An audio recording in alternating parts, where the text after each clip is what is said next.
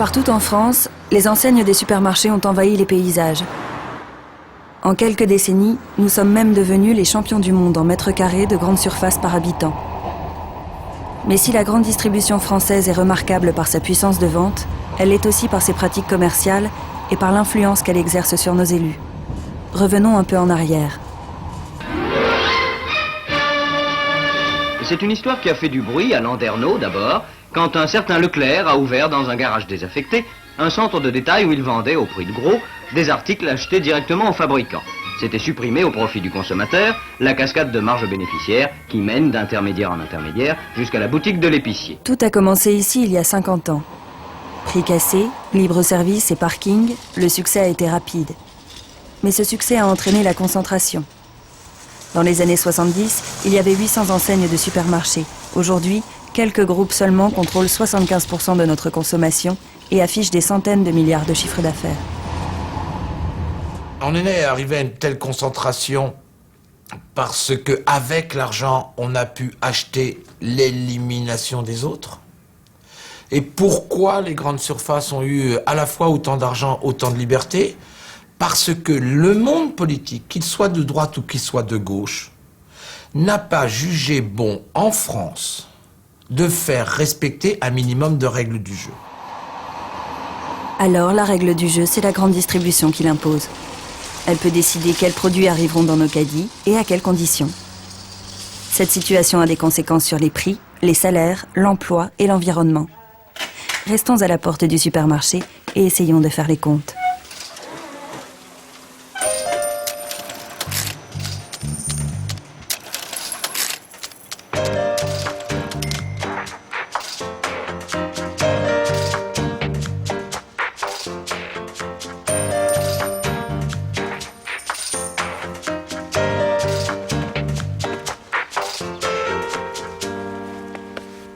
Mais le marché aujourd'hui, c'est 80%, c'est les centrales d'achat et les grands magasins, les grandes surfaces. Donc les petites épiceries ne représentent plus rien.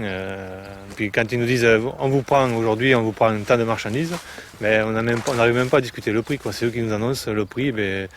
Aujourd'hui, en ce moment, on travaille la salade à 15 centimes pièce. Alors que le coût de production était à 30. Sur des périodes courtes, on continue à travailler parce que bon, le plan est fait, la marchandise est là, il y a les salariés, il faut continuer que l'entreprise tourne, on fait que de la trésorerie. Mais si c'est la crise dure, comme l'an dernier, ce qu'on a fait 8 mois en dessous de coproduction, on fait des dettes et puis à l'arrivée, on ne sait plus comment s'en sortir. Sur une année comme l'an dernier, où on arrive à perdre en 6 mois la valeur de l'exploitation. En 6 mois, c'est impressionnant.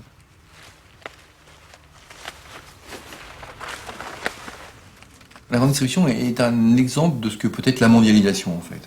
Et finalement, c'est une espèce d'accélérateur, d'amplificateur de la mondialisation. Mais il faut savoir qu'aujourd'hui, quand même, une énorme partie de la consommation passe par la grande distribution, et que donc cette exigence de prix bas à la production, eh bien oui, a un impact sur l'agriculture, sur l'industrie, sur les services. Oui, bien sûr.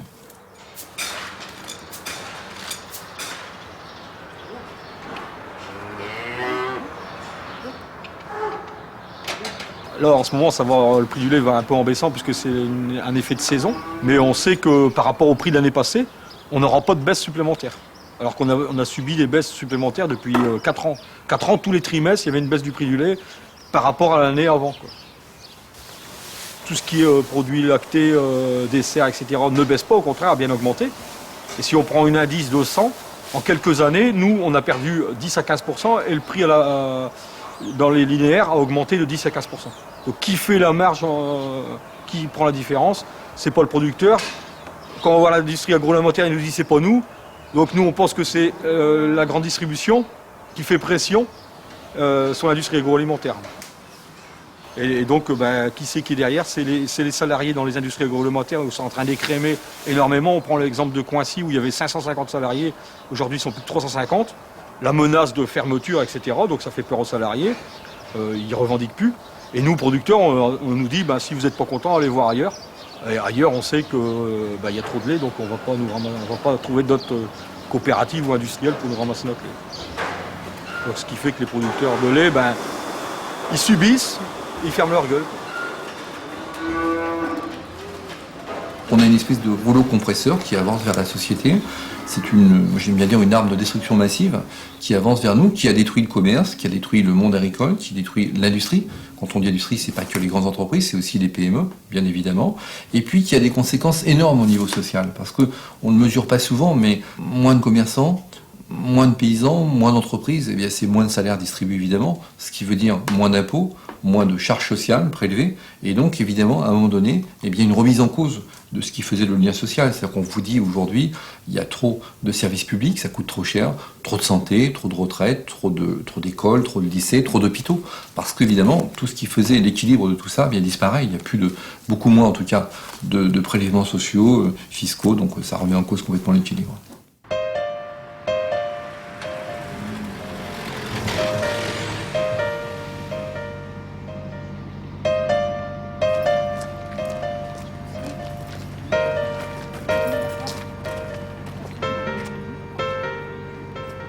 Il y a un tas de choses qui a été fait à l'envers et aujourd'hui on se retrouve complètement... Surtout au niveau de la qualité aussi. Voilà, on a dégradé la qualité. Vraiment la qualité. Qu'est-ce qui s'est passé? Il fallait réduire les coûts sur la marchandise, donc ils ont surtout sur les matières premières et on a fait des produits vraiment. Au départ, la qualité de Marie surgelée, c'était les légumes arrivés des agriculteurs du coin. Hein, on allait chercher, les tomates, ils amenaient ça, je sais pas, avec les tracteurs, je sais plus, à l'époque, moi je sais plus trop comment ça se passait. Mais c'était des produits d'ici. Les œufs c'était des fermes qui nous produisaient les œufs. Après, quand Danone est arrivé, il était hors de question que tout ça se passe. Donc on a mis déjà des boîtes de conserve. Alors là, bien sûr, la qualité est déjà plus la même. Pour les œufs, c'est une usine qui est juste derrière, ici, qui s'est construite, où il y a des tuyaux. Alors c'est indépendant de l'entreprise Marie. Il y a des tuyaux qui viennent directement jusque notre usine. Ils ont diminué la qualité, ils ont diminué le coût aussi. Oui, bien sûr, parce donc que forcément quand tu vas traiter quelque chose à la distribution, il faut toujours que chaque année ton produit soit moins cher. Donc aujourd'hui, je sais pas, mais bon, c'est plutôt l'inverse quand même. Le produit il doit augmenter normalement chaque année. Mais non, dans la distribution, il faut que ce soit de moins en moins cher. Bon, forcément, il y en a un qui paye les pots cassés à un moment donné. Hein.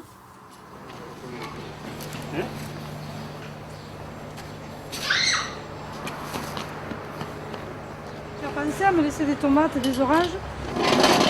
Tu as pensé à me laisser des tomates et des oranges? J'ai tout ça là? Ah, d'accord. L'année dernière, la tomate rentrait à Rungis à 0,10 centimes, de la tomate de Belgique, de Turquie aussi, alors que la Turquie n'est pas dans l'Europe.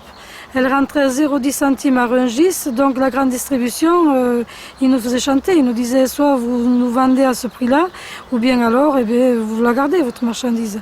Et j'ai même vu des palettes impayées. Des palettes, ils nous disaient, si vous voulez, on vous la prend en PAV, c'est-à-dire prix après-vente. Et puis après, ils nous disaient, on n'a pas vendu, on a vendu avec difficulté, donc on ne vous paie pas. Ce qui fait que moi, l'année dernière, j'ai livré 32 tonnes de tomates, ramassées, livrées, et je devais, en fin de compte, 150 € à la coopérative qui me prenait la tomate et qui livrait la grande distribution. Ça paraît invraisemblable, ça paraît incroyable, quoi, mais c'est pourtant comme ça. Et quand j'ai voulu savoir les comptes, j'ai voulu savoir ce qui s'était passé. Ils m'ont dit la manutention qui permet de mettre les tomates dans le calibre voulu, avec le coloris voulu, puisque la grande distribution demande des couleurs bien distinctes, bien rangées, le calibre bien rangé. Tout ça, ça demande un travail un petit peu plus long, quoi. Donc ce travail-là, une fois qu'ils ont payé tout le monde, il ne reste plus rien pour moi. Et même, je leur dois de l'argent. Bonsoir et merci de nous rejoindre. Des agriculteurs s'élèvent contre la grande distribution. Hier soir, une quarantaine d'exploitants du Lot-et-Garonne et du Tarn-et-Garonne ont bloqué la centrale d'achat d'une grande enseigne à Bonne-Encontre à côté d'Agen. Ils ont ainsi voulu dénoncer l'importation par la grande distribution de fruits et légumes à des cours très bas. Les explications de Jean-Michel Dagné et Benoît-Pierre Morin. Cet entrepôt est un nœud stratégique de l'approvisionnement en fruits et légumes pour 50 magasins de 10 départements du Grand Sud. En bloquant l'accès de l'entreprise aux camions frigorifiques, les agriculteurs protestaient contre les pratiques commerciales des grandes enseignes. Le problème humain qui est grave et qui est derrière ce phénomène, c'est qu'en fait, les importateurs internationaux, la grande distribution avec les centrales d'achat, achètent ces produits donc pas chers qui sont livrés ici. Si on prend par exemple la pomme, elle peut être livrée ici à environ 50 centimes d'euros le kilo, transport compris. Ce qui fait que ça ruine les producteurs français parce que nous, il nous faut aux environs de 70 à 80 centimes. Par contre, ça maintient dans la misère les peuples des pays d'où viennent ces pommes, dans la mesure où quand ça arrive ici à 50 centimes, imaginez des pommes qui arrivent d'Afrique du Sud, après avoir circulé d'ailleurs pendant 15 jours, 3 semaines, voire un mois dans des bateaux, le coût du transport, le coût du conditionnement, qu'est-ce qui reste aux travailleurs saisonniers ou autres de ces pays-là, la misère. Donc en fait, ça maintient dans la pauvreté les peuples de ces pays et ça ruine les agriculteurs français.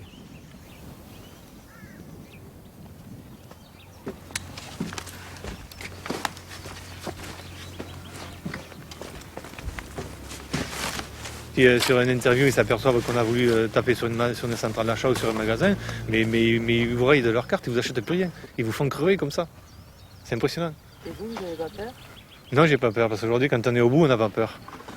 Parce que la révolution, elle se fait quand les mecs ils sont morts, pratiquement. C'est ça le problème. Et c'est ça le malheur. Parce que la plupart des gens, ils préfèrent se suicider en silence plutôt que dévoiler le vrai. Vous allez en campagne, vous allez discuter avec les gens, il n'y a personne qui va vous dire qu'il y a une crise profonde. Si vous commencez à discuter, à dire avec eux que moi aussi vous êtes dans le problème, que vous n'arrivez pas à vivre, là les gens ils se dévoilent. Mais autrement, ils ne se dévoilent pas. C'est ça le problème. Ils se renferment sur eux-mêmes, les gens. Ils se laissent mourir, petit à petit. Ici, dans la région, vous n'avez plus d'agriculteurs, tout le monde s'en va. Et même à 40 ans, ils préfèrent partir, les gens. Ils préfèrent même ne pas travailler ailleurs. C'est impressionnant. C'est une vraie faillite. Et vous avez des grandes sociétés qui achètent des terres, des docteurs, et puis ces grands magasins-là, quoi. Ils ont le pouvoir de l'argent.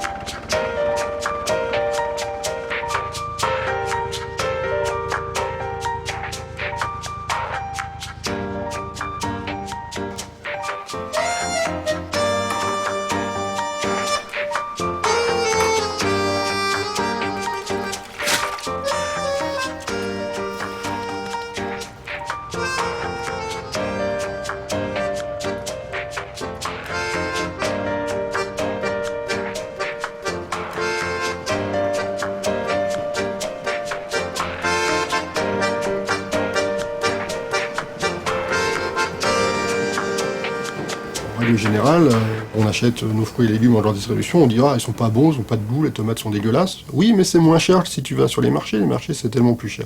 Eh ben c'est faux. Enfin, c'est faux, dans la moitié des cas c'est faux. Nous on a vérifié, on a fait une enquête, en même temps sur un panier de produits frais que nous avons acheté, dont nous avons été voir les prix sur 325 marchés de plein air et sur un peu plus de 1000 grandes surfaces. Le même panier, le même produit, hein, des fruits, des légumes, de la viande, du poisson, des produits frais. Et ben on s'est rendu compte qu'en faisant l'addition, et ben dans une fois sur deux, c'était moins cher sur les marchés. La plupart du temps, c'est au même prix. Donc à prix égal, et ben d'un côté, vous avez un producteur qui tire la langue et qui ne peut pas embaucher et qui fait des économies. Donc quand on fait des économies, ben on a tendance à les faire sur tout ce qui est un peu accessoire. Et qu'est-ce qui passe en premier? Ben c'est souvent l'hygiène, c'est souvent de prendre des gens sans les déclarer parce que comme ça on économise des charges, etc. Alors que de l'autre côté, en vendant au même prix au consommateur, ben on avait 40% de plus qui rentrait dans la poche du producteur, ce qui lui laissait la liberté de pouvoir justement peut-être embaucher quelqu'un en plus pour l'aider, de peut-être mieux payer la personne avec qui il travaillait, etc. On se rend bien compte dans ces cas-là qu'à prix équivalent, ben, il y a deux canaux de distribution qui permettent l'un à peine de survivre et l'autre ben, de prospérer. Allez, viens, mon petit, viens. Voilà, avec plaisir. C'est meilleur que les cacahuètes. On nous fait croire que les prix sont moins chers dans la distribution, mais quand on le vérifie, comme là on l'a fait sur les marchés, ben, c'est pas vrai. Et la raison est assez simple, la grande distribution marge terriblement sur ses prix. Donc pour devenir vraiment intéressante, il faudrait qu'ils acceptent de faire beaucoup moins de profitabilité. Et ça, c'est vraiment pas du tout à l'ordre du jour de ces enseignes. Il y a peut-être des produits d'appel qui font venir le consommateur, mais bon, la grande distribution, elle fait fortune, elle le fait bien en vendant des produits, je pense, assez chers. Et ce qu'il faut expliquer aux consommateurs, c'est que derrière ça, il y a des dégâts socio-économiques qui payent, quoi. Par exemple, l'agriculture, elle touche en France, elle touche ces 10 milliards d'euros d'aide.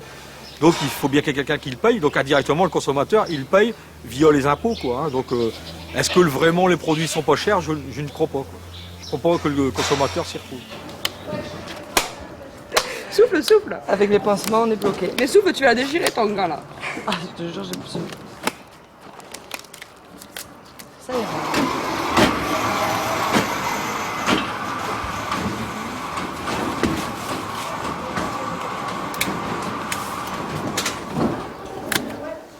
Tous les ans, on essaye de tenir tous les ans et puis on arrive à résister. Combien de temps on résistera, j'en sais rien, mais on se bat farouchement pour résister.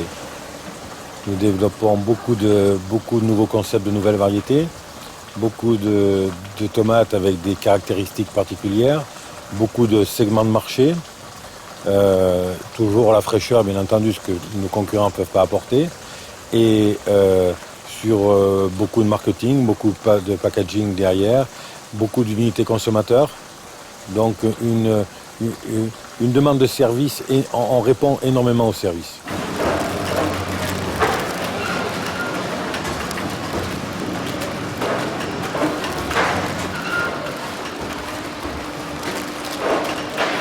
Ici, on est sur de la tomate cerise de 125 grammes et ça, c'est une unité qui est prête à consommer.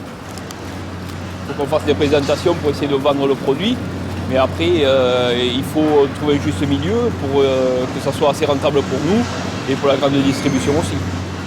J'imagine qu'ils s'y retrouvent. Eux, je pense qu'ils s'y retrouvent parce que j'ai rarement vu aujourd'hui une grande distribution fermée.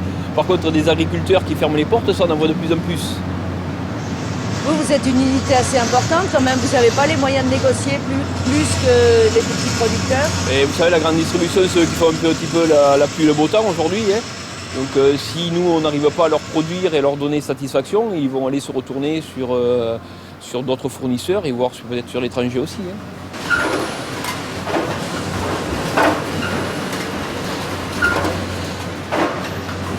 Il y a un moment, je pense qu'il faut essayer de résister, de dire, ben, je ne suis pas ce modèle-là, quoi. Donc c'est vrai, ce qu'on nous reproche souvent à la conf, c'est de dire, vous vous opposez au système, quoi.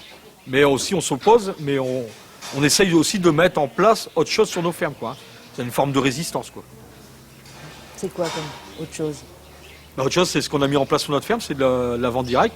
Il y a de ça 20 ans qu'on a commencé à faire ça.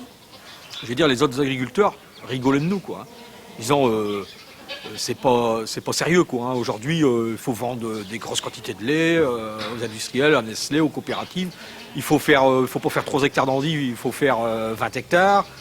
Si vous faites du cochon, il ne faut pas faire 50 truies, il faut en avoir 200. C'est le modèle breton, quoi, hein. C'est dépassé, quoi, de transformer, de vendre. Alors qu'aujourd'hui, je peux côtoyer les mêmes paysans qui souriaient de ce qu'on faisait. Aujourd'hui, ils ont mis en place ce système-là. Enfin, ils sont en train de le mettre en place parce qu'il y a un problème de revenus sur les fermes.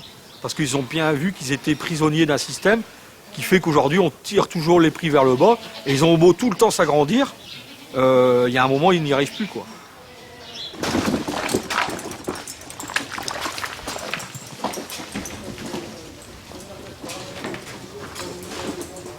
On peut être pour ou contre la centrale d'achat.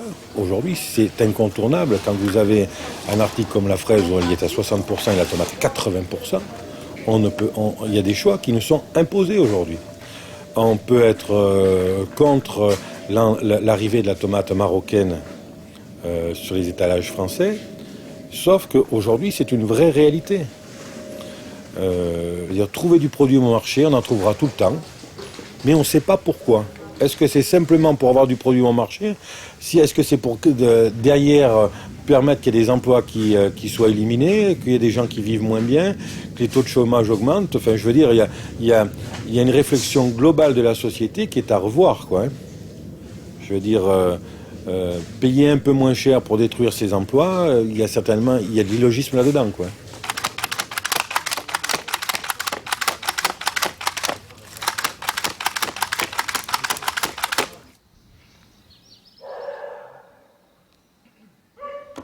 vous a invité ce soir pour réfléchir ensemble à la possibilité de trouver une alternative au circuit de distribution que l'on subit depuis maintenant des années avec la grande distribution.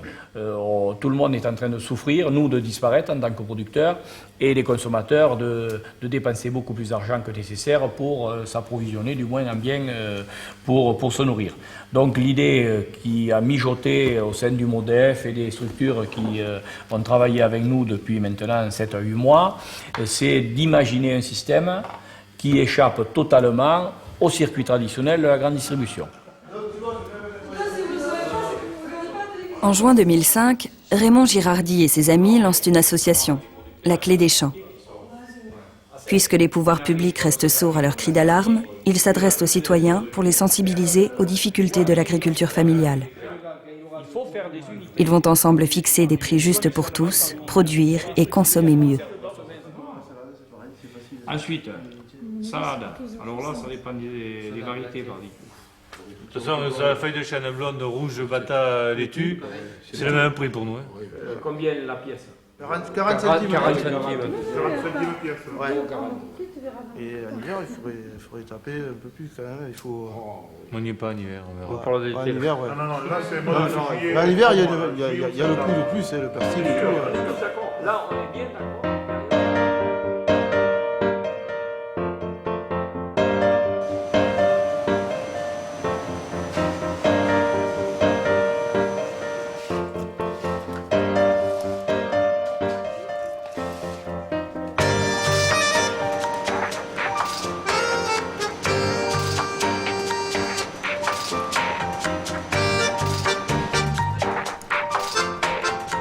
Comme les agriculteurs, les industriels se plaignent des pratiques des centrales d'achat. Ici, on parle de marge arrière. Elles se chiffrent en dizaines de milliards chaque année. Pour les payer, les marques augmentent leurs prix à nos dépens, compriment les salaires aux dépens de leurs employés et ferment leurs usines françaises aux dépens de nous tous. Les responsables de la grande distribution ont refusé d'en parler et les industriels sollicités, craignant des représailles, ont eu peur de le faire. Dans le commerce, on a deux types de marge. La marge commerciale, normalement classique, où c'est la différence entre le prix d'achat et le prix de vente. Et puis en grande distribution, on a cette marge commerciale qu'ont tous les commerçants depuis que l'homme commerce. Et en plus, on rajoute une rémunération additionnelle qui est donc un pourcentage que va exiger donc la centrale d'achat. Ce pourcentage augmente. Au départ, on parlait de RFA, remise de fin d'année, donc on est parti de 2%, puis on a rajouté 2% l'année suivante, puis encore 2, etc. Donc on est monté à 4, à 6, à 8. Ensuite, on a inventé des raisons nouvelles pour exiger des remises additionnelles, donc la présence des produits dans les catalogues que l'on met dans nos boîtes aux lettres régulièrement, la présence des produits en tête de gondole, les stops au-dessus des rayons, etc. Une foule de raisons. Il y a plus de 500 raisons qui ont été évoquées et mises en évidence par nos parlementaires. Et donc, finalement, on arrive aujourd'hui à un taux de marge arrière compris entre 40 à 50% du prix du produit, donc du prix sur les conditions générales de vente. On a des pointes de 70% sur la charcuterie industrielle, donc les saucisses sous vide, le jambon sous vide, etc. Donc 70% de remise supplémentaire par rapport aux conditions générales de vente telles qu'elles sont prévues par les fournisseurs. Quand vous êtes, vous, dans une catégorie, et que vous êtes numéro 2 ou numéro 3 ou numéro 4, c'est une catégorie où il y a 4 marques, par exemple, et qu'on vous dit, bah, écoutez, l'année prochaine, vous savez, on va être obligé de rationaliser, on aura un fournisseur en moins. La question qu'on se pose, c'est est-ce que c'est vous ou est-ce que c'est l'autre ? La discussion n'est pas facile. Donc c'est ce que j'appelle la seringue. Vous êtes dans le tuyau. Et la question, c'est est-ce que vous êtes, l'année suivante, l'autre côté du tuyau dans les points de vente ? Et c'est clairement une expression de la puissance de vente. Le tuyau est contrôlé par la distribution. Alors, face à ça, il est évident que si vous avez une marque très forte, la capacité à rester dans le tuyau sera meilleure que si vous êtes une petite marque numéro 3 et a fortiori une toute petite marque numéro 4. Plus vous êtes faible, plus vous risquez de payer cher pour rester. C'est scandaleux d'être obligé de donner à son client 100 000 € quand ce client vous commande 150 000 €. C'est quoi ce marché? C'est quoi cette société où on va parfois donner 2 fois plus d'argent à son client qu'il vous en donne? On est en train de tromper tout le monde. Rendez compte que des entreprises ne peuvent pas aujourd'hui augmenter leurs salariés Parce que leurs seuls clients dont ils dépendent font ce que j'appelle du terrorisme économique sur leur dos. Où est la dimension humaine? Où est le respect de la dignité? Où est le respect de l'autre quand d'un côté vous avez des gens qui travaillent sans être augmentés et de l'autre côté vous avez des gens qui se contentent d'acheter et de revendre et tout en s'enrichissant? Il n'y a pas de reconnaissance, c'est toujours faire plus. Toujours avec la même chose. Avec la même chose, puis rien à côté. Il n'y a pas moyen de négocier. Voilà. Enfin, voilà, c'est ça. Quoi. Avec donc un ras-le-bol, les gens, je crois qu'ils sont arrivés au bout. Quoi. Quand on parle de reconnaissance, de quoi il s'agit? Rien au niveau salaire, il n'y a pas moyen de... Voilà, c'est... Bon, on a beau dire, hein, on vient quand même là pour ça. Hein. C'est clair, de ce côté-là.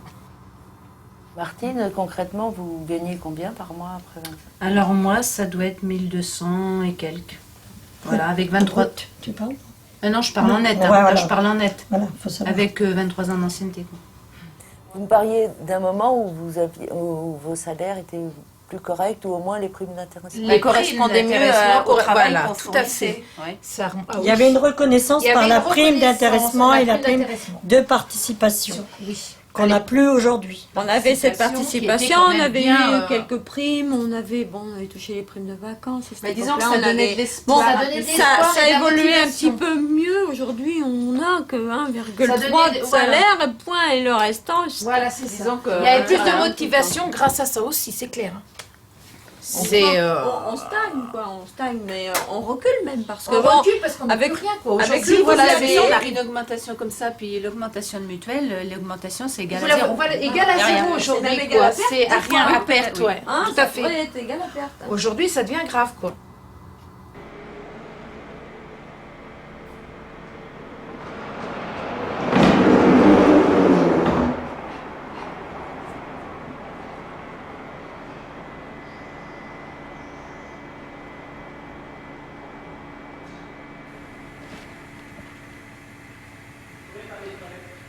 Deux.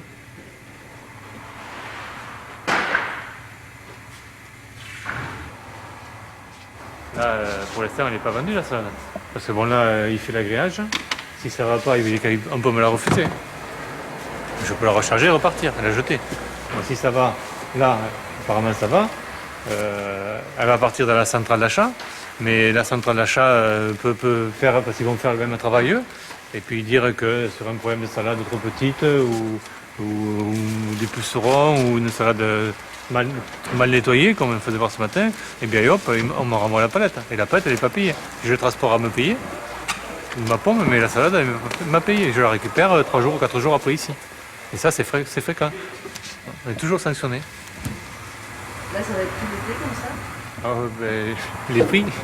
Non, la journée, nous, notre journée, ouais, on travaille tout l'été au même rythme, même particulièrement.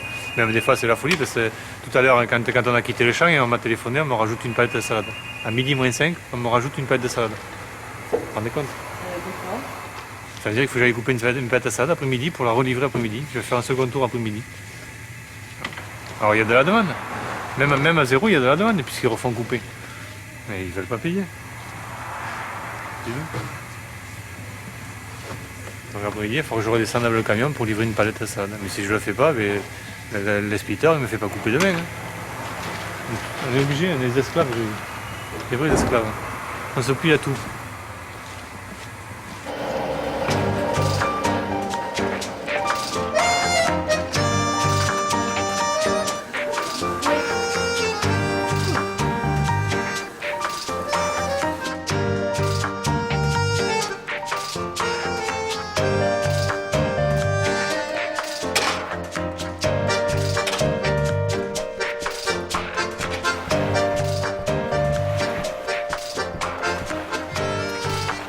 Avec l'invention des marques de distributeurs, on peut aussi parler de dépendance pour des milliers de PME devenues sous-traitantes de la distribution.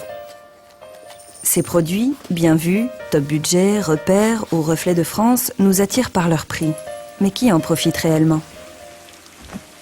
Il n'y a pas de marketing, c'est pas du tout la même infrastructure, etc. Donc la marge est bien plus forte pour la grande distribution dans ce cas-là aussi. Donc acheter des produits sans marque, c'est une économie en valeur absolue pour le consommateur par rapport aux produits de marque nationale, c'est clair. Mais en même temps, c'est pas moins rémunérateur, bien au contraire, pour la grande distribution à qui appartiennent ces marques de distribution. Quand il s'agit d'une marque de distributeur, eh bien on va pouvoir zapper, c'est-à-dire de passer d'un fournisseur à un autre. On va aller voir un fournisseur en disant voilà, je veux que vous mettiez telle qualité de tablette de chocolat dans mon emballage, à mes couleurs, et puis dans 6 mois, je pourrais me tourner vers un autre producteur, donc une autre entreprise avec le même cahier des charges, en disant voilà, je veux ce produit, mais moins cher, et puis 6 mois plus tard, aller voir un autre, ou revenir au premier, et comme ça, se promener d'un fournisseur à l'autre, et exiger toujours des prix plus bas à la production. Donc ça permet vraiment en plus, ça permet de libérer, j'allais dire, de casser le lien entre le consommateur final et la marque, celui qui produit, celui qui est identifié. Aujourd'hui, le consommateur n'est plus fidèle à une marque, puisqu'il n'y a pas de marque, donc il est fidèle à un produit qui est celui du distributeur, et ensuite, peu importe qui mettra le produit dans l'emballage. Ben, on a du Carrefour, hein, on a du Auchan, il y a du Leader. On a les Super U, je pense qu'on a dû les récupérer, les Super U. On peut faire toutes les marques en définitive, sauf qu'on les fait pas chaque année. Voilà. Vous savez quels sont les enjeux des négociations? Comment ça se passe? Les prix. Oui, tout à fait. Oui. C'est d'abord ça. C'est d'abord on a perdu une fois un gros marché en crêpes, c'était pas Aldi. Et on a posé plusieurs fois la question et on n'a jamais pu avoir... Moi je pense que si on fait beaucoup de MDD aussi, c'est parce que bon, ça a été des négociations vis-à-vis de la grande distribution avec les marques pour justement faire en sorte de faire un coût moins élevé, enfin un prix plus attractif pour le consommateur. Sauf que bon bah derrière ça, il y avait comme c'était la perte des entreprises quoi. Parce que la marque étant moins importante, il faut faire une balance et puis bon après il y a plus la marge pour pouvoir travailler, faire la recherche nécessaire et tout ce qui va avec quoi. J'avais l'impression que la marque de distributeur, elle faisait concurrence à la marque Marie. Aujourd'hui, aujourd'hui, si on a un plan social, c'est à cause de ça. Hein. Nous aujourd'hui, on a ce qu'on appelle donc les MDD, les marques distributeurs, qui ont pratiquement passé au-dessus de la marque Marie au niveau du tonnage. Alors, à une époque, on était à 60% de la marque Marie, 40% en marque distributeur. Aujourd'hui, la tendance est inversée et là, de plus en plus, les marques distributeurs remontent et la marque baisse. Alors bon...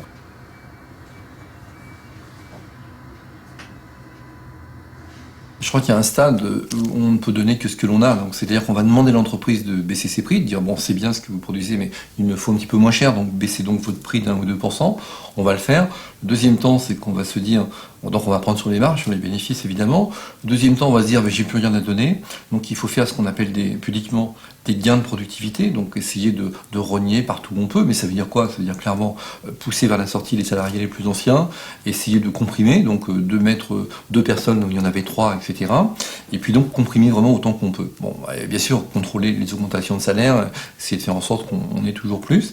Et puis troisième étape, parce qu'on va demander toujours des prix plus bas, eh bien c'est de mettre la clé sous la porte ou de délocaliser ou de sous-traiter dans des pays moins disants socialement. Ce qui fait qu'on a là une machine qui avance et qui encourage les délocalisations, la sous-traitance dans des pays moins disants, etc. Et donc forcément un appauvrissement social généralisé. C'est où on remonte la pente et à ce moment-là on arrive à travailler correctement. C'est où on coule le bateau.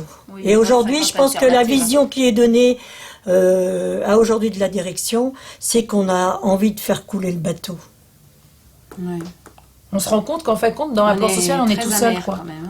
On est un peu tout seul et les salariés, on s'en fout complètement. On est tout seul et on n'a pas. On est tout seul, on n'a aucun pouvoir parce que même si on a réussi à faire sortir les gens, bon déjà, c'était pas suffisant, c'était pas. Puis je trouve qu'on a été trop gentils, c'était pas assez. Le problème est les gens ils sont plus méchants, les gens ils sont résignés. Je parle en règle générale. Les gens sont prêts à accepter n'importe quoi maintenant. À une époque c'était pas ça quoi. Et aujourd'hui tout le monde est résigné. Et c'est ce qu'on a vraiment ressenti dans ce plan social. La peur, la résignation, et j'en passe et des meilleurs. Tout le monde, voilà, il faut accepter, et accepter. À force d'accepter, ben voilà, on n'a plus rien. On est en train de régresser, retourner en arrière. Et c'est dans tous les domaines, malheureusement, parce que c'est pas que Chez Marie-sur-Cholet, c'est Ah partout, oui, c'est quoi. un malaise. Donc il y en a un peu ras-le-bol et c'est vrai que nous on s'est donné à fond là-dedans parce qu'on en a ras-le-bol nous aussi, mais on se trouve devant des portes, Il n'y a pas des de murs, résultat, il n'y a pas de résultat. Voilà.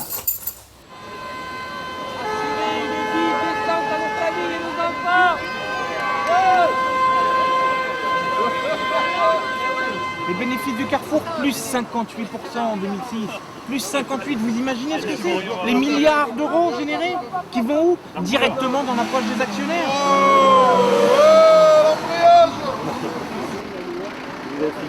On est en grève pour nos salaires aujourd'hui. On fait un mouvement pour protester contre les salaires pratiqués dans la grande distribution et en particulier à Carrefour. Voilà, 20 ans de boîte, même pas 1000 € par mois. Et on demande aux clients d'être solidaires, d'aller faire les courses ailleurs aujourd'hui exceptionnellement si c'est possible. Nous on a envie de payer les impôts, beaucoup d'impôts. Et comment on fait pour payer beaucoup d'impôts? Avec des roues. On gagne beaucoup d'argent. Voilà. C'est pas le cas. C'est pas le cas et c'est marqué là. Vous voyez avec votre direction, vous voyez avec ce que vous voulez. Mais vous n'avez rien à faire là, monsieur. C'est l'accès du centre commercial. Là, vous avez des pères et des mères de famille qui gagnent 900 €. Mais oui, Laissez-moi finir. On passe notre vie à essayer de négocier avec la direction générale Carrefour. Notre vie. On est en réunion des dizaines et des dizaines de fois dans l'année. Malheureusement, une fois de plus, le seul mode d'expression que comprend Carrefour, c'est ça. Le jour où Carrefour comprendra qu'il faut un tant soit peu respecter ses salariés, et notamment les payant décemment, on gagne 850, 900 €. Qu'est-ce que vous voulez qu'on fasse aujourd'hui? Je comprends très bien, mais il est inadmissible de bloquer comme ça les accès du centre, la liberté des clients.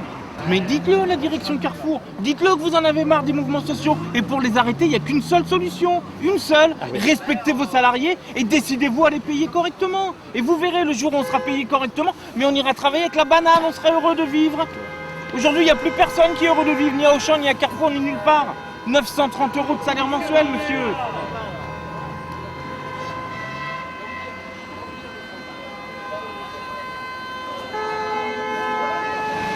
Les pratiques commerciales et la puissance de la grande distribution font disparaître le commerce indépendant. Tous les secteurs sont menacés car elles multiplient les enseignes pour s'accaparer la totalité de la consommation. Que nous allions chez Decathlon, Monoprix, Cultura, Shopee, Netto, Truffaut, Kiabi, Relais, ED, Leroy Merlin, Animalis ou chez Flunch, nous allons toujours chez les mêmes. Sans commerce, la vie s'en va des centres-villes et des villages. Et comme les usines ferment aussi, les municipalités cherchent à accueillir de nouveaux supermarchés qui promettent emploi et taxes professionnelles.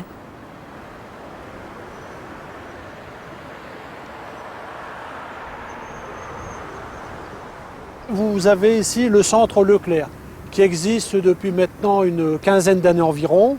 Et le projet futur de la mairie était là-bas, dans ce grand terrain que vous voyez. Et ce terrain devait accueillir Carrefour. Alors la particularité de ce projet, c'était qu'il y avait une espèce d'unanimité contre. Alors unanimité contre de la part de qui? D'abord de l'association Sauvons nos centres-villes, qui est une association de commerçants, des associations environnementalistes, des agriculteurs. Donc on s'apercevait qu'il n'y avait que les élus qui le voulaient, ce projet. Donc c'est tout de même assez curieux, donc à deux niveaux. C'est de vouloir imposer absolument un projet dont la population ne veut pas. Et puis l'autre particularité, c'est que ce sont des projets, lorsqu'on a déjà, vous voyez, un centre Leclerc pour une ville de 12 000 habitants, c'est bien, mais un deuxième hyper, vous pouvez en mettre 3, 4, les gens ne mangeront pas plus pour ça.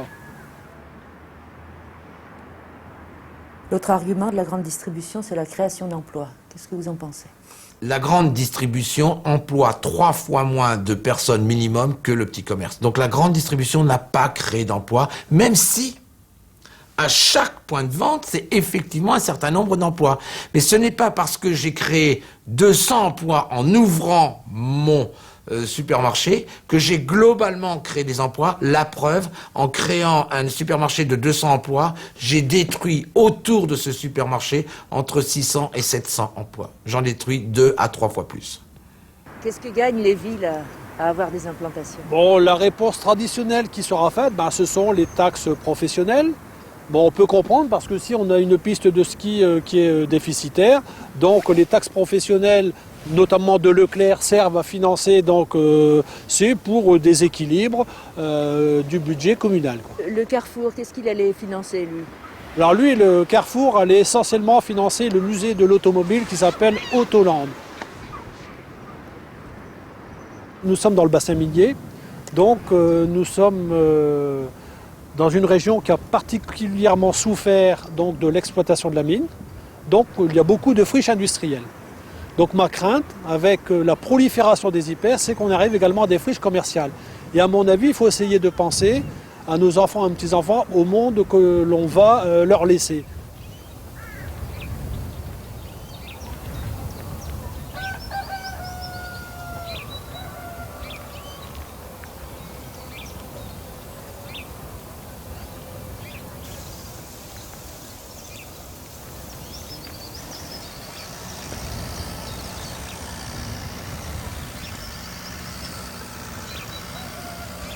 L'objectif, c'est de prendre des parts de marché et puis certainement d'aller plus loin. Alors aller plus loin, ça veut dire quoi? Quand toute la consommation de produits alimentaires aura été couverte, eh bien il faut passer à d'autres secteurs. C'est-à-dire, on l'a dit, c'est l'automobile, c'est des opérations bancaires, c'est tout ce qui est téléphonie, informatique bien sûr, et puis on ira certainement beaucoup plus loin demain. Et je pense qu'un temps viendra où nous habiterons chez Auchan, chez Carrefour, chez Leclerc, nous roulerons dans des voitures aux couleurs de ces grands distributeurs. Vraiment, je pense qu'on va vers une époque où ils vont capter tous les secteurs de l'économie, tous les secteurs de l'économie qui sont rentables, bien entendu, eh bien, ils vont s'en emparer. Et on voit déjà qu'il y a une démarche très très forte sur des secteurs où il y a quelques années seulement, on disait mais non, ils seront jamais sur ces secteurs-là. Je pense à la bijouterie, je pense aux livres, où on disait les livres sont pas rentables, les libraires ont du mal, et pourtant aujourd'hui on les voit arriver bien sûr sur ces secteurs, et tout le reste.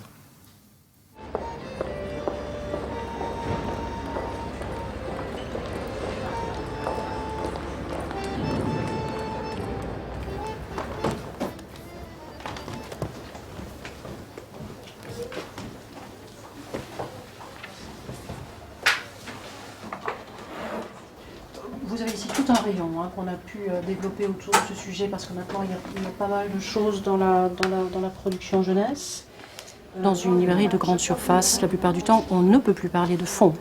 C'est-à-dire qu'il n'y a plus aucun critère intellectuel qui tienne de structure à l'assortiment de livres que vous voyez. Le seul critère qui court encore est uniquement la rotation, c'est-à-dire uniquement le succès commercial de ces livres. Si bien que vous allez trouver côte à côte des livres qui n'ont strictement rien à voir les uns avec les autres, qui se retrouvent côte à côte uniquement à cause de la rentabilité de leur vente.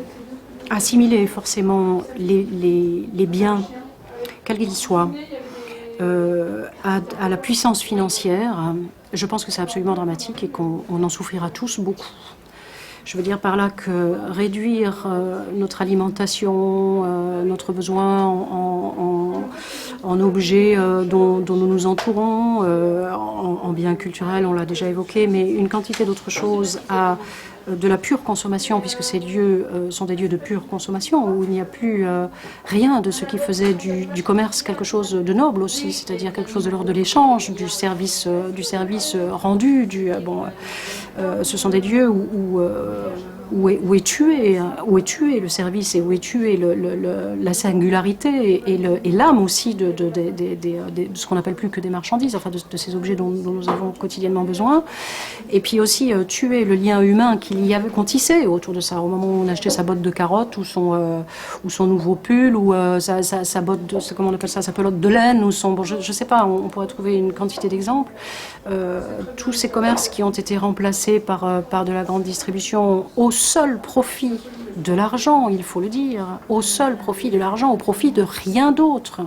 Parce qu'il y avait dans des villes comme celle-ci, comme dans bien d'autres, largement ce qu'il fallait pour satisfaire tout le monde, ou en tous les cas, on aurait pu imaginer que ça allait l'un dans l'autre évoluer de telle façon que la demande engendre l'offre, enfin on connaît ça. Et quand on voit que dans une ville comme Poitiers, il y a un immense, énorme, monstrueux centre commercial qui est en train de se préparer à la sortie sud, alors qu'il existe déjà à la sortie nord, et à d'autres endroits de Poitiers, d'énormes centres commerciaux dans lesquels de toute façon on retrouve la même chose, les mêmes enseignes, les mêmes propositions, les mêmes assortiments. C'est absolument dramatique. Ça ne peut qu'aller dans le mur, c'est inévitable, on en a tous le pressentiment de plus en plus fort.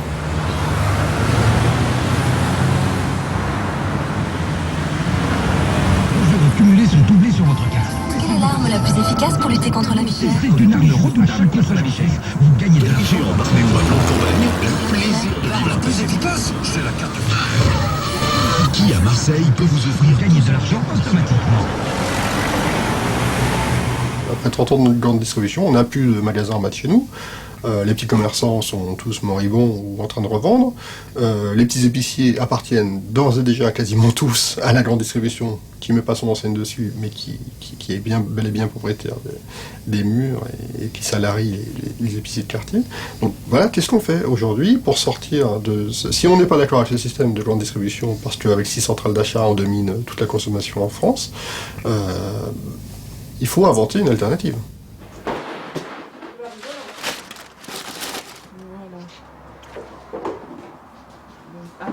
Comment sortir du piège et ne plus être le dindon de la farce? Car n'oublions pas que la grande distribution invoque toujours le bonheur du consommateur. Elle nous parle, elle parle de nous, et parle en notre nom. Elle a même convaincu la commission Attali, qui a conclu que notre intérêt passait aujourd'hui par une augmentation du nombre de grandes surfaces. Heureusement, certains cherchent d'autres circuits, en lien direct avec les producteurs, où ils retrouvent la vérité des prix. C'est moins pratique, moins brillant et plus aléatoire que le centre commercial, mais quand ça marche, c'est une petite victoire.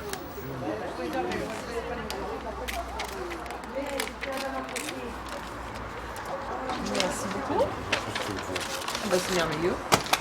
Bon, Joséphine, Ça va. Bah oui, bah oui. Au revoir. Au revoir, monsieur, merci. Qui s'est fait vraiment?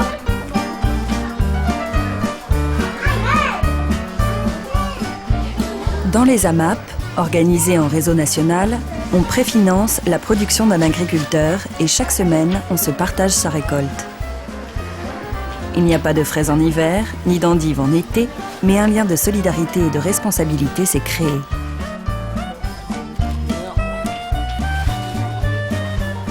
C'est léger les couleurs.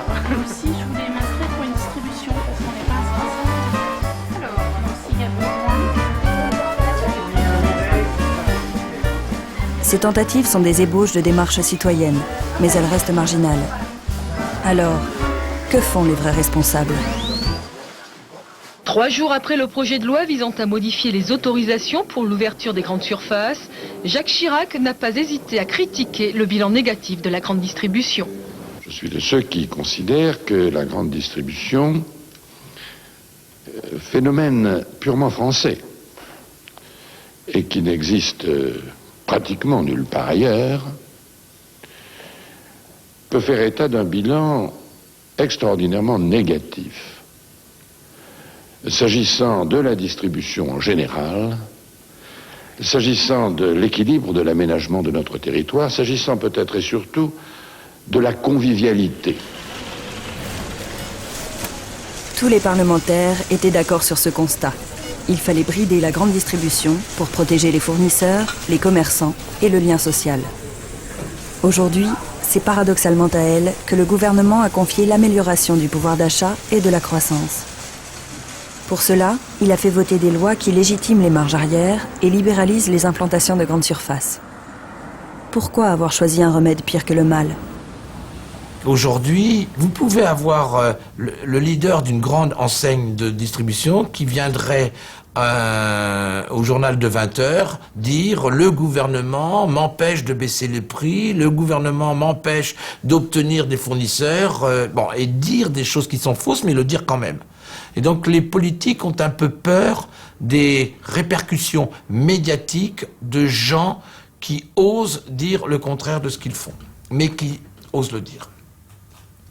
La deuxième chose, c'est que il y a sans doute un peu trop, et ça c'est tout le changement de la vie politique qui est en cause, il y a encore en France une trop grande écoute ou une trop grande influence des puissances financières.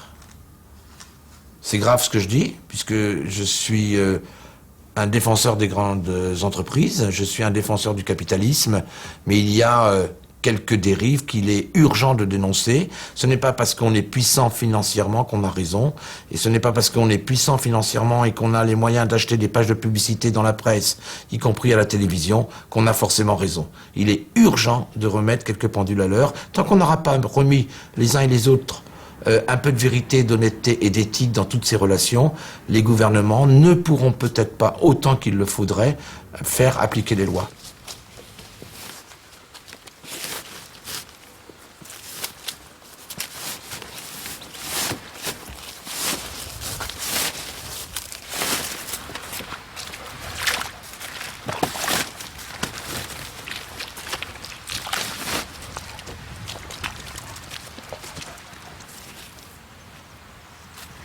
Moi, j'y crois plus. Ça fait des années qu'on est là-dedans. Moi, dans les fruits et légumes, ça va faire plus de 30 ans. C'est bon, on a assaisonné, quoi. Je crois que c'est fini, quoi. Pourtant, c'est nécessaire. Je sais pas si c'est nécessaire. Aujourd'hui, il y a tellement de pays qui sont capables de produire tout que je sais pas si encore on a besoin des agriculteurs français. Peut-être juste pour tenir la campagne propre.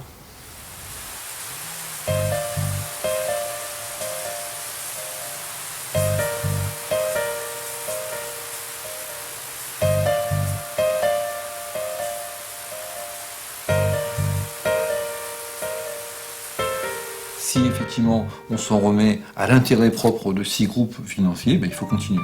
Maintenant, si on se dit que dans le fond, c'était pas forcément ce qui doit primer, eh bien là, il y a peut-être des mesures à prendre. Donc il faut savoir aussi qui représente nos politiques. Est-ce que ce sont les lobbies, ces groupes agroalimentaires ou de la grande distribution, ou au contraire, des citoyens qui les ont élus? Ça, c'est aussi une vraie question.